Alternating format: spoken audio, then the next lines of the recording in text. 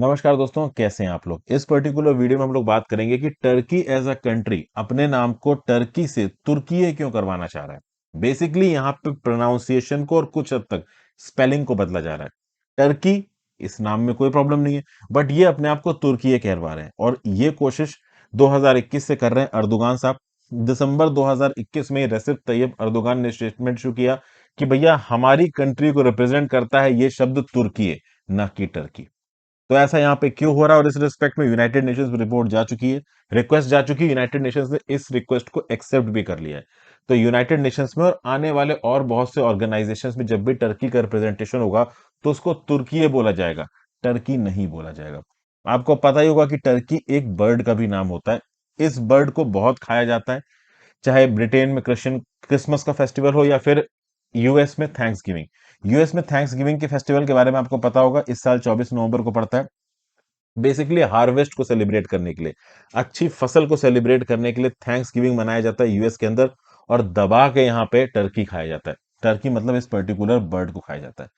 अब इस बर्ड को अपना नाम टर्की कैसे मिला, इसकी भी अपनी एक इंटरेस्टिंग स्टोरी है। लेकिन समझते हैं अभी कि बेसिकली ये जो टर्की नाम का शब्द है, ये कितनी चीजें डिनोट करता है।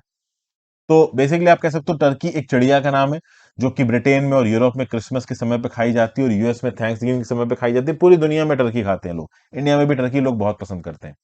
चिकन, बेसिकली जो चिकन का मीट होता है, चिकन के मीट में अगर आप कह लीजिए कि बहुत सारा मांस जोड़ देते हो, क्योंकि जब टर्की बर्ड को काट देते हो तो बहुत हद तक उसका जो शेप होता है वो चिकन जैसा ही होता है। हाँ, टर्की में मांस बहुत होता है।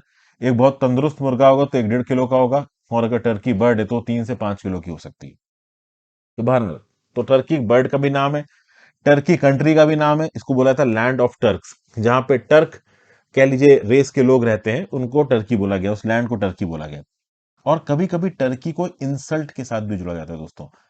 अगर आप एज अ ह्यूमन है और एज अ ह्यूमन आपको टर्की नाम से एसोसिएट किया जा रहा है, तो इसका मतलब यह है कि आपको बेवकूफ बनाया जा रहा है, इल एडवाइस बनाया जा रहा है। मतलब बर्ड और कंट्री के कंटेक्स्ट से अलग हटा के किसी ह्यूमन को एज अ टर्की रेफर किया जा रहा है, मतलब वो जो ह्यूमन है वो इल एडवाइस्ड है, बेवकूफ है, स्टूपिड है। स्टूपिड ह्यूमन के साथ आप इस टर्की नाम के शब्द को एसोसिएट करते हो।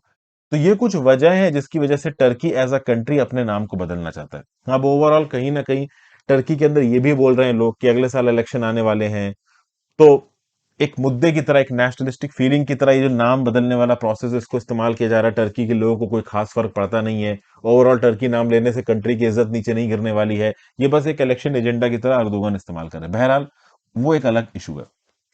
हम ये समझ रहे हैं कि टर्की को तुर्कियों को कहा जा रहा है। तो बेसिकली टर्की के जो 3 अलग अलग मतलब है, ये मैंने आपको बता दिए।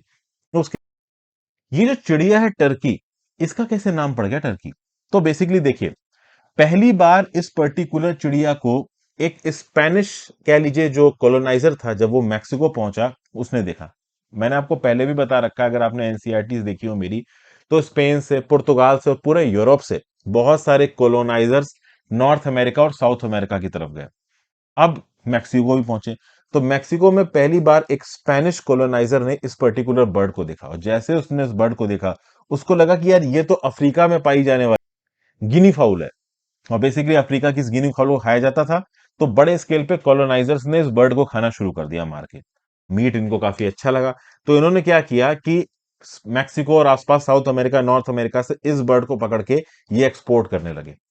और उस समय पे ओटोमन अंपायर का राज था। तो अब ये जो ओटोमन अंपायर वाला जो राज था, उस ओटोमन अंपायर को, चूंकि वहां पे टर्क्स का राज था, तो उसको कभी कभी तुर्की भी कहा जाता था। तो अगर किसी चीज की इंपॉर्टेंस बढ़ानी हो, उसकी वैल्यू बढ़ानी हो, उसके नाम से उसके अंदर प्रीमियम चीजें लेके आने, तो उसको ओटोमन अंपायर के साथ एसोसिएट कर दिया जाता था। तो बेसिकली अगर मक्का एक्सपोर्ट कर रहे हैं तो क्या बोल दिया कि टर्की वीट। और अगर ये टर्की नाम की बर्ड एक्सपोर्ट कर रहे हैं तो उसको क्या बोल दिया, टर्किश कॉक। और ये टर्किश कॉक मतलब टर्किश मुर्गा। क्योंकि ऑब्वियस ही बात है, जो टर्की नाम की बर्ड थी, ये बेसिकली मुर्गे जैसी थी, थोड़ी बड़ी थी उससे। तो टर्किश कॉक धीरे धीरे छोटा होकर टर्की हो गया। तो इस बर्ड का नाम टर्की पड़ गया। तो बेसिकली इसका नाम टर्की इसलिए पड़ा क्योंकि जो स्पेनिश कॉन्करर्स थे, वो ओटोमन अंपायर की जो प्रीमियम वैल्यू थी, ब्रांड वैल्यू थी, एक्सपोर्ट मार्केट में उसको यूटिलाइज करना चाहते थे। तो नाम रख दिया टर्किश कॉक। और वो टर्किश कॉक धीरे धीरे टर्की बर्ड में कन्वर्ट हो गया। तो आजकल चिड़िया का नाम भी टर्की है, कंट्री का नाम भी टर्की है। और अगर किसी आदमी को बेवकूफ बोलना हो तो भी उसे टर्की बोल दिया जाता है। तो बेसिकली इसी एजेंडा को इस्तेमाल करके जो टर्की के प्रेसिडेंट अर्दोगन साहब, इनका क्या टारगेट है कि भाई नेशनलिस्टिक फीलिंग को बढ़ाओ, और इसीलिए टर्की से जो भी प्रोडक्ट्स एक्सपोर्ट होते हैं उसके ऊपर मेड इन टर्की की बजाय मेड इन तुर्की लिखा जा रहा है।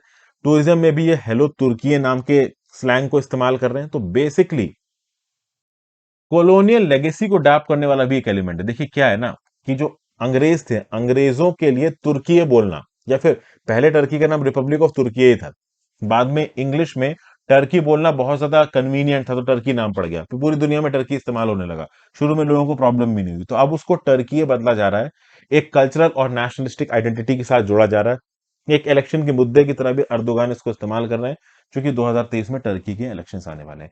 इससे पहले भी बहुत सारी कंट्रीज के नाम बदले हैं, जैसे कि हॉलैंड का नाम द नेदरलैंड्स हो गया, उसकी कॉलोनियल हिस्ट्री को उठाने के लिए।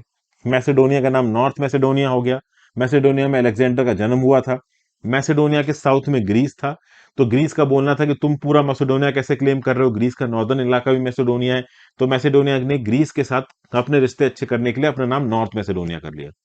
उसी प्रकार से थाईलैंड का नाम पहले सियाम था, इन्होंने थाईलैंड किया। ईरान का नाम पहले पर्शिया था, रोडेशिया ने अपना नाम जिम्बाब्वे बदला। तो कहीं ना कहीं किसी ना किसी वजह से अपनी कॉलोनियल हिस्ट्री को अलग दिखाने के लिए, अपनी नेशनल इंपॉर्टेंस को दिखाने के लिए, अपनी डिग्निटी को मेंटेन करने के लिए कंट्रीज अपने नाम बदलती हैं, और इसलिए टर्की का नाम यहाँ पे तुर्की हो रहा है। छोटी सी इन्फॉर्मेशन थी, रेलेवेंट लगी तो आपके साथ डिस्कस की। Thank you for watching friends, video को लाइक और शेयर करिएगा, इंस्टाग्राम पे फॉलो कर लीजिएगा, टेलीग्राम ग्रुप ज्वाइन कर लीजिएगा, दोनों चीजों का लिंक जी दिया हुआ है। ज्यादा से ज्यादा लोगों के साथ लेक्चर को शेयर करें। अब ग्रेट डिफरेंस।